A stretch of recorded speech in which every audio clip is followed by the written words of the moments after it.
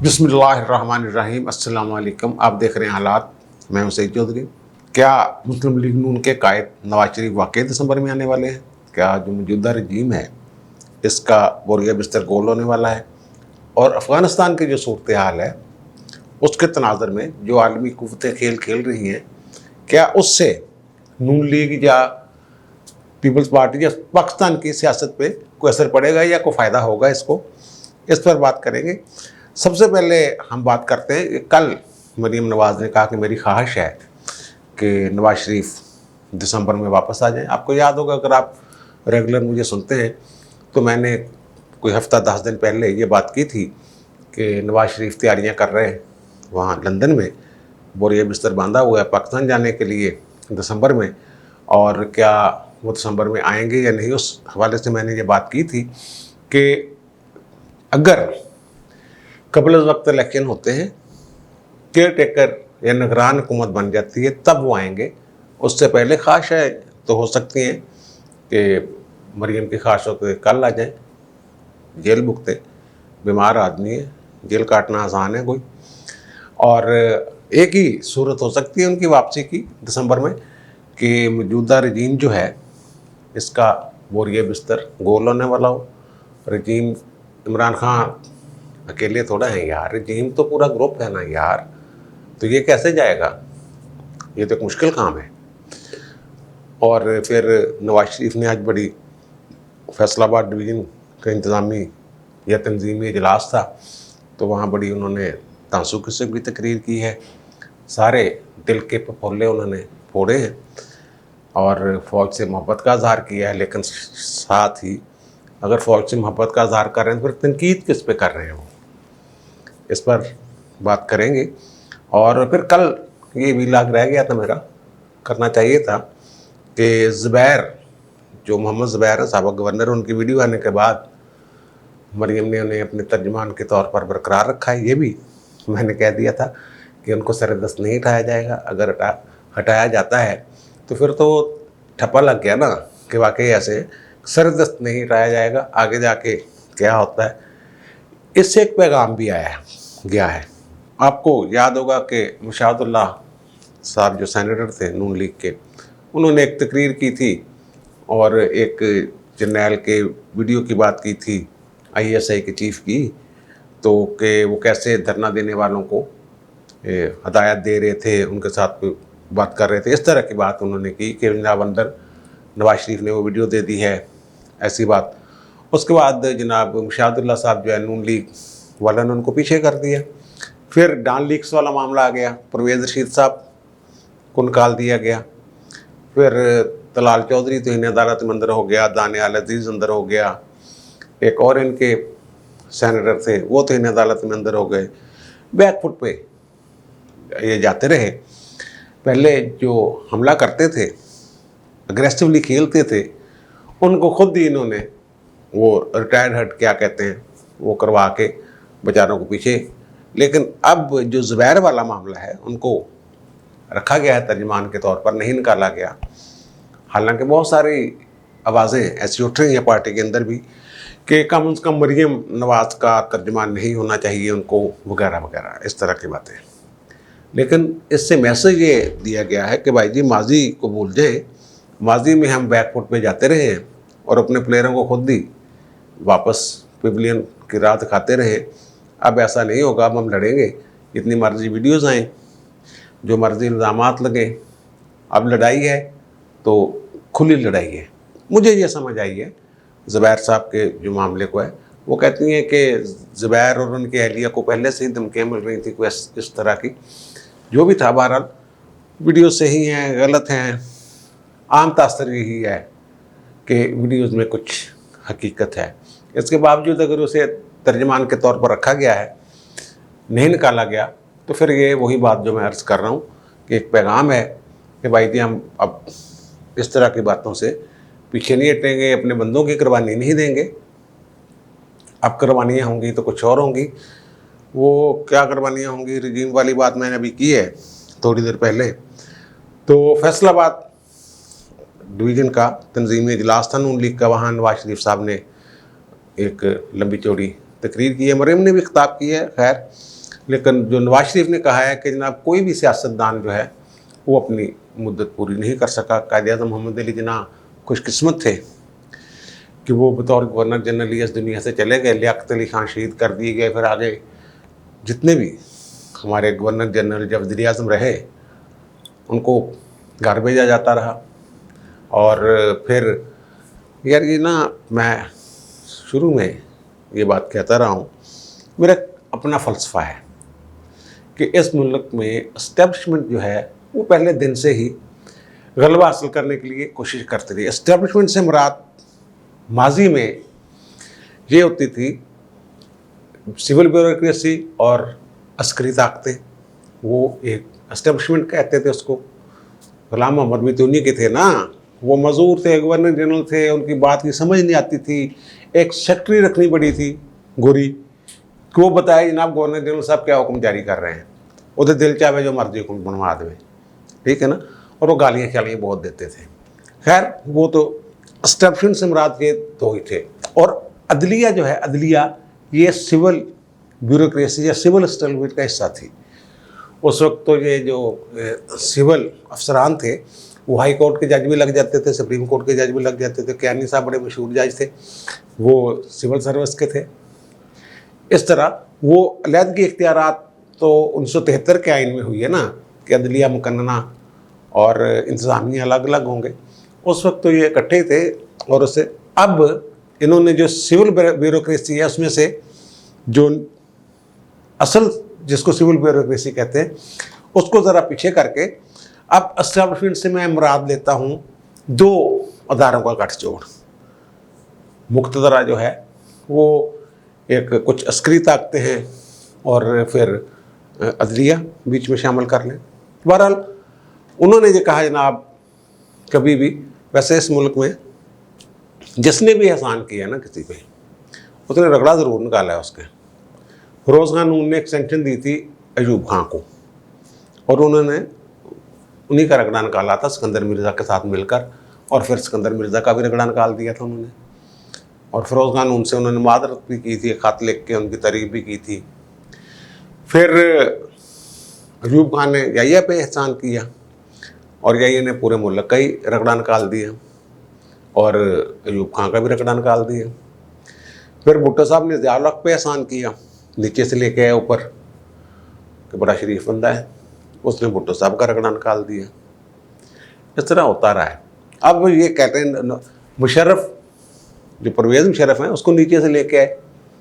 जहांगीर करामत जो थे जब वो तो मुशर्रफ का तो कोर्ट मार्शल होने वाला था और उन्होंने कोर छोड़ दी थी आर्मी चीफ की इजाज़त के बगैर, वज़ीर आज़म से मुलाकात के लिए चले गए थे।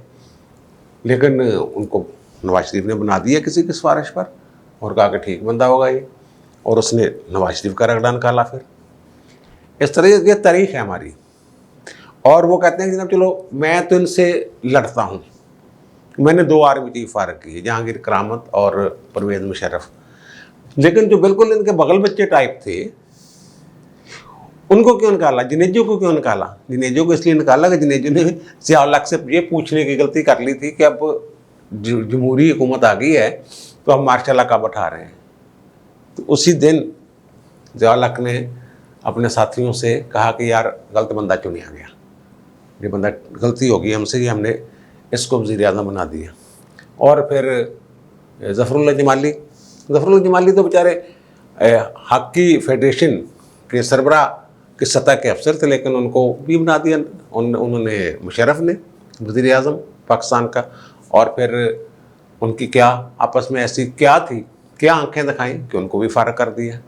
फिर शौकत अजीज़ आ गए और स्टाफ वो क्या कहते हैं अरेंजमेंट के लिए, स्टाफ गैप अरेंजमेंट के लिए थोड़ी देर के शजात साहब को भी मौका मिल गया। तो वो कहते हैं जनाब मैं तो चलो लड़ता हूँ इनके साथ, उनका क्या कसूर है, उनको क्यों निकाला? भुट्टो साहब, फिर वो आपके जो पीपल्स पार्टी के गिलानी साहब, यूसुफ गिलानी साहब, वो सारी उन्होंने बातें शायद देखी। उन्होंने कहा ना मैं तो फ़ौज पे 1965 की जंग के बाद फूल फेंकते थे, हम बड़ी मोहब्बत है और फ़ौज के लिए मैं दुनिया के सामने खड़ा हो गया था कारगिल के इशू पे। फ़ौज का जो सारा काम था वो मैंने अपने खाते में डाल लिया था, अपने ऊपर ले लिया था। और वो कहते हैं 3 जनरल्स आए थे कि असम्बलियाँ तहलील कर दें। वही मामला जब ये मुशर्रफ वाले दौर की बात मैंने कहा ओवर माई डेड बॉडी, जब गिरफ्तार हो गए थे तो कहा जनाब असम्बलियाँ तहलील करने की बाबत आप इस तरह को कर दें, कह दें कि जनाब।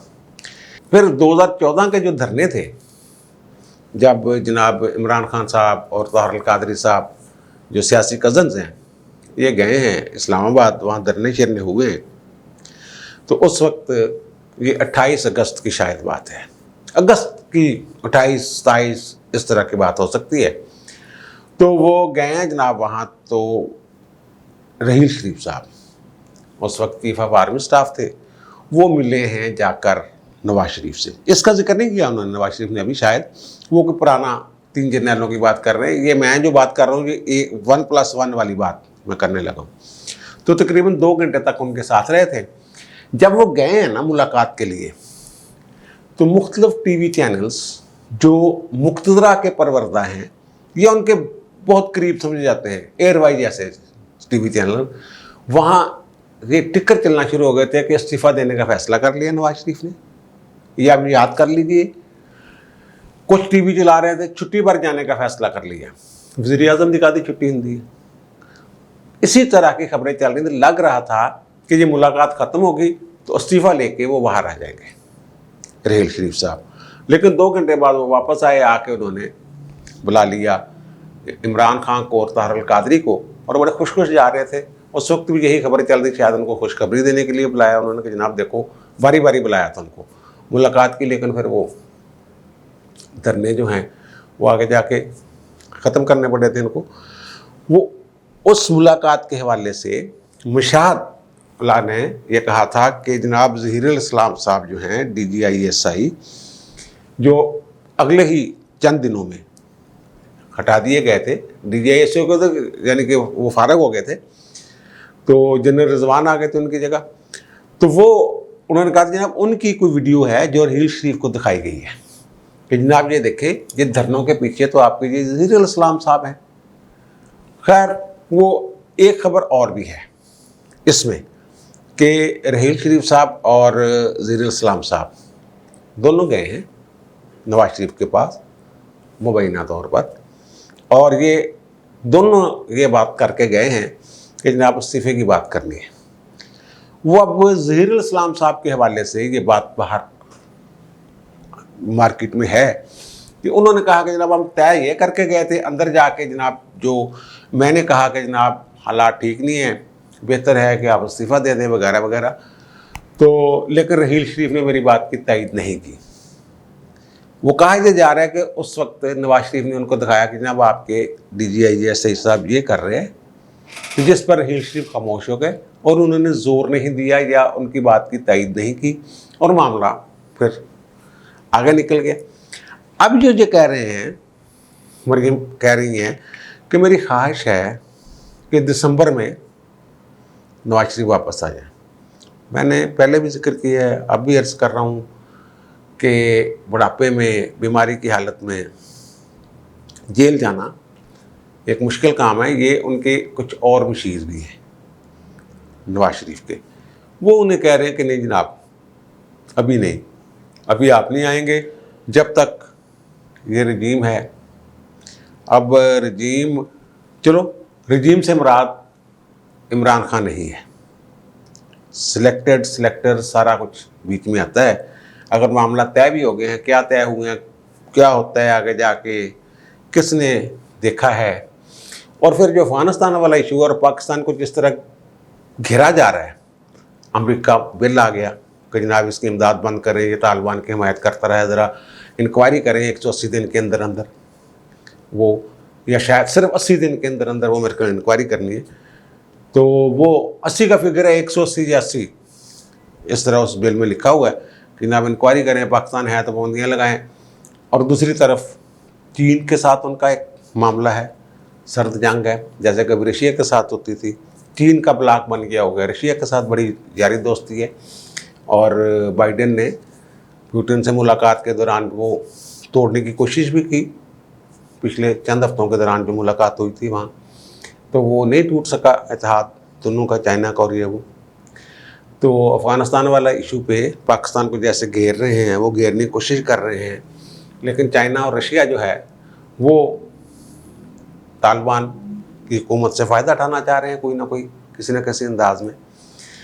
और अजीब बात यह है, पहले ही मैं कह चुका हूँ ये बात, कि नवाज शरीफ जो हैं वो चाइना के लिए, चाइना के बल्कि पसंदीदा सियासतदानों में से एक है पाकिस्तान के, और चाइना का पसंदीदा होने का मतलब है कि रशिया के लिए भी काबिल कबूल है। और खान साहब जो आज एतराफ़ उनसे, उनके मुंह से निकल गया है कि जनाब सी पैक पे वो कोरोना की वजह से पूरा काम नहीं हो सका, और चाइना जो है वो मुसलसल ये इस तरह के बयान तो उसके आ रहे हैं पिछले 6-7 माह से कि जनाब सी पैक पे काम नहीं हुआ, बेड़ा गर्क हो रहा है ये वो। और सी पैक के हवाले से जो मामले खसूसी मुकर्रर किए हैं इमरान खान ने, वो भी ये कह रहे हैं कि जनाब काम नहीं हो सका, वो काम जो होना चाहिए वो नहीं हुआ। दूसरी तरफ वो लोग जो मौजूदा रजीम के ख़िलाफ़ हैं, पाकिस्तान के गिरद घेरा तंग कर रहे हैं तालिबान का नाम लेके, और हमारे वज़ीर-ए-आज़म साहब की जो अपनी ओवर एक्टिंग और तेज़ियों की वजह से जो एक कड़की में खुद ही फंसते जा रहे हैं, नवाज शरीफ उनके लिए भी काबिल कबूल है। ये मैं आलमी ताकतों की बात कर रहा हूँ, ज़रूरी नहीं कि आलमी ताकतों का जो किया हुआ फ़ैसला है वो पाकिस्तान में लागू हो जाए। हालात का पता कोई नहीं, तो कोई बंदा भी आलमी ताकतों के सामने खड़ा हो सकता है। जनाब आप क्या ये किन चक्रों में हो सकता है, नवाज शरीफ क्या जनाब मैं थोड़े कंधे से बैठ के क्यों जावा।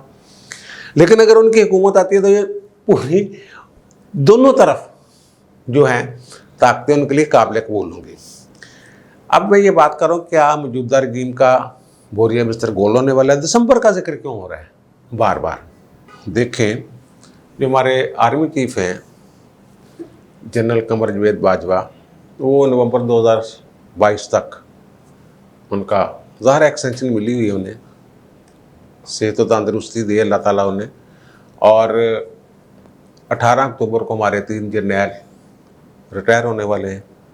उसके बाद एक रिटायर जो इंजीनियरिंग कोर के हैं वो जुलाई 2022 में जाएंगे। उसके बाद 30 सितंबर को एक पूरा बैच जो है जर्नैलों का 2022 को वो घर जाएगा, रिटायर हो जाएगा।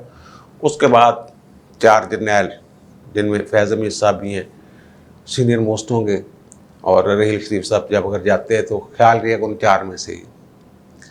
लेकिन यार कुछ चीज़ें ऐसी होती हैं जो कुदरत के हाथ में होती हैं। ये ज़रूरी नहीं कि वो कहते थे जनाब कड़ाके निकाल देगा, और वो आसिफ जंजुआ साहब के बारे में था कि वो अपनी मर्ज़ी की हुकूमत लाना चाह रहे हैं, अपनी मर्ज़ी से हुक्मरानी करना चाह रहे हैं, लेकिन उनको पता नहीं होता हालात का। ये एक अफवाह गैर मुसद्दका अहमी शायद किसी ने उड़ा दी है कि हो सकता है, जो मैं कह रहा हूँ कि मौजूदा रजीम अगर कह के कह रहा हूँ, अगर फ़र्ज़ कर लें कि मौजूदा आर्मी चीफ जो हैं वो किसी वजह से रिज़ाइन कर देते हैं, वो किसी वजह से, हो सकता है अल्लाह रहम करे बीमार हो जाए या कोई और वजह हो जाए, फिर तो वो सारे जो प्लानिंग्स और मंसूबे हैं वो तो दरे के दरे रह जाएंगे ना। और दिसंबर की अगर बात हो रही है नवाज शरीफ के वापस आने की और फिर रजीम की तब्दीली की, तो यार वैसे अक्टूबर जो है ना हमारे मुल्क में हमेशा बड़ा अहम रहा है। अक्टूबर आ गया, पहला मार्शल लॉ अक्टूबर से लग गया 1958, फिर 12 अक्टूबर 1999, ये बड़े अहम है। कोई ये ज़रूरी नहीं होता कि अक्टूबर में मार्शल लॉ ही लगना है या मुक़्तदरा नहीं आगे आना है। ये देखे, जब उनको निकाला गया इफ्तिखार मोहम्मद चौधरी को, तो उनकी बहाली की जजमेंट जुमे को आई। जो 2007 वाला PCU था उसके खिलाफ जजमेंट जुमा के रोज़ आई, और जुमे के रोज़ जितनी भी बड़ी जजमेंट्स थी वो जुमे के रोज़ अनाउंस की जाती थी। और फिर जो नवाज शरीफ वगैरह के ख़िलाफ़ जब जजमेंट्स आनी शुरू की वो भी जुमे के रोज़। यानी कभी कोई ज़रूरी नहीं था हर जुमा हुकूमत के ख़िलाफ़ ही जाना है या हर जुमा नवाज शरीफ के ख़िलाफ़ ही जाना है। ये ज़रूरी नहीं कि हर अक्टूबर जो है वो सियासतदानों के ख़िलाफ़ ही वो अहम ही ना हो, वो किसी और के लिए भी हो सकता है। बीमारी की बिना पे बड़े बड़े लोग जो हैं उन्हें वो ले लेते हैं रिटायरमेंट। तो फिर अब मुझे दीजिए इजाज़त, बस एनू थोड़े नू बहुत समझना। अब मुझे दीजिए इजाज़त, इंशाल्लाह दोबारा मुलाकात होगी। नेवी लाख के साथ अल्लाह हाफ़िज़।